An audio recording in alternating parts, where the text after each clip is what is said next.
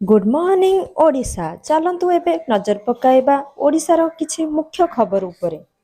नमस्कार दर्शक बंधु ओडिशा न्यूज 99 को मु राजेश आपन को स्वागत करूछि। चलंतु आजिर किछि गुरुत्वपूर्ण देश विदेश और क्रीडा जगतर उपरे जदि आपन माने आम चैनल पाइ नुआ एबे ही आम चैनल को सब्सक्राइब करि पाकते बेल आइकन को प्रेस कर दियौ। नंबर 1 आयुष्मान भारत प्रधानमंत्री जन आरोग्य योजना 12 जनवरी 2024 30 कोटी आयुष्मान कार्ड रो माइल खुंट अतिक्रम करिछि। जातीय स्वास्थ्य प्राधिकरण द्वारा कार्यकारी हेउतिबा एही प्रमुख योजनार लक्ष्य हेउछि 12 कोटी हिताधिकारी परिवार को द्वितीय एवं तृतीय स्तर चिकित्सा निमंते डाक्तरखाना भर्ती हेबा पाई परिवार पिछा वार्षिक 5 लाख टंकार स्वास्थ्य बीमा प्रदान करिबा। नंबर 2 पीएम जनधन योजना रे मिलिबो प्रथम किस्ती। प्रधानमंत्री नरेंद्र मोदी भिसी रही डीबीटी माध्यम रे हिताधिकारी को टंका पठाइबे। सोमवार बैंक खाता को टंका ट्रांसफर हेबो। प्रधानमंत्री जनजाति आदिवासी न्याय महाभियान रे प्राय 1 लाख हिताधिकारी को आवास ग्रामीण रे प्रथम किस्ती मिलिबो। एथिपाई 540 कोटी टंका व्यय बराद होईछि।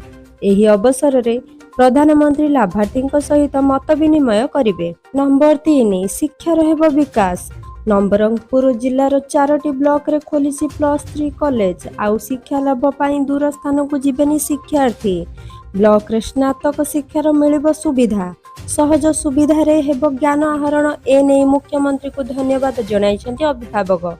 शिक्षा ही प्रगतिर मूल मंत्र। एहाकु दृष्टि रखी मुख्यमंत्री नवीन पटनायक खोलिछन्ति 4टी डिग्री कॉलेज। नंबर 4 आउ दिनक परे राज्य रे बदलिबो पाग। आसंता 17 तारिख रु वर्षा संभावना रहिछि। उत्तर ओडिशा समेत आभ्यंतरीण ओडिशार किछि जिल्ला रे हालुकारु मध्यम धरणर वर्षा हेबो। आसंता काली पर्यंत राज्य रे पाग मुख्यतः सुखिला रहिबा सह किछि अंचल रे शीत अनुभूत हेबो। 17 तारिख बेलकु राज्य रे पश्चिमा झड़ सक्रिय हेबार संभावना थिबारु वर्षा हेबो बोली पाणीपाग केन्द्र आकलन करछि। 17 तारिख रे झारसुगुड़ा, केउझर, मयूरभंज एवं सुंदरगढ़ रे वर्षा हेबार संभावना रहिछि। नंबर 5 आगकु ओडिसा रे रहिछि 2024 साधारण निर्वाचन। एहाकु नै निर्वाचन कमिशनर पक्षरु व्यापक प्रस्तुति आरंभ होई गलानी। अन्यपटे निर्वाचन फल रे जेमिति छात्र छात्री पाठ पढ़ारे कौनसी प्रभाव न पड़िबो से नै मध्य ध्यान दिया जाउछि। विशेष करी निर्वाचन पूर्व पिला परीक्षा को सारिबा पई व्यवस्था करे। एथिपाई प्रस्तुति आरंभ करछि ओडिशा विद्यालय शिक्षा कार्यक्रम प्राधिकरण बा ओसेबा। एही परीक्षा संपर्क रे एक बड़ खबर सामना को आछि। सूचना अनुसार प्रथम रु अष्टम श्रेणी वार्षिक परीक्षा बा समेटिव असेसमेंट 2 मार्च 15 रु 20 तारिख मध्य रे होई। नंबर 6 परिक्रमा प्रकल्प पई सुरक्षा ब्लैंकेट रे संपूर्ण पुरी शहर। पुरी रे सुरक्षा नै स्थिति अनुध्यान पर एहा कहिसंती पुलिस महानिर्देशक अरुण सरंगी। 17 तारिख लोकार्पण उत्सव दिन 4 थाकिया सुरक्षा व्यवस्था ग्रहण करा जायछि। पुरी रे पर्याप्त सुरक्षा व्यवस्था होईछि एवं केन्द्राचल आईजी और पुरी रो एसपी एहार तदारक करिवे। ट्रैफिक वीआईपी और समस्त भक्तों पई व्यवस्था करा जिवो।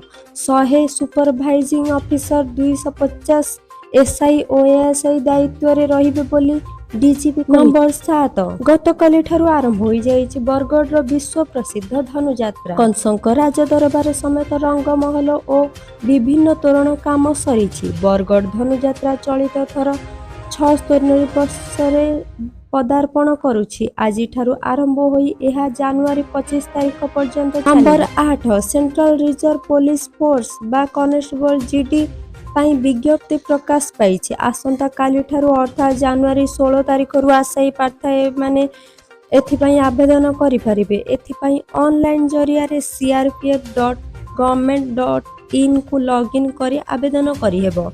क्रीडा कोटा अनुसार कॉन्स्टेबल जनरल ड्यूटी पाई आवेदन करबा को इच्छुक थिबा प्रार्थी माने सीआरपीएफ ऑफिशियल वेबसाइट माध्यम रे आवेदन करि परिबे। नंबर 10 दीर्घ दिन धरी रूस और यूक्रेन मध्य जारी रही बेले पाश्चात्य देश माने रूस उपर आर्थिक प्रतिबंध लगाई।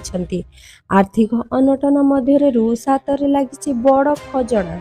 रूस को पूर्वांचल रे मिली सुनार खणी। एही सुना खणी रे 100 टन ऊर्ध्वर मात्रा रे सुना रही रूस दाबी करी। नंबर 11 भारतीय पाणीपाग विभाग तरफ सूचना ବନ୍ୟା, ବାତ୍ୟା, ପ୍ରାକୃତିକ ବିପର୍ଯ୍ୟୟ ବେଳେ ଗୁରୁତ୍ୱପୂର୍ଣ୍ଣ ଭୂମିକା ଗ୍ରହଣ କରିଥାଏ ଭାରତୀୟ ପାଣିପାଗ ବିଭାଗ। କେବେ ବାତ୍ୟା ଆସିବ, କେଉଁଠି ଲ୍ୟାଣ୍ଡଫଲ୍ କରିବ, ବାତ୍ୟାର ଗତିପଥ କ'ଣ ରହିବ, ତାର ସଠିକ୍ ଆକଳନ କରି ଅନେକ ସମୟରେ ପ୍ରଶଂସା ସାଉଁଟିଛି IMD।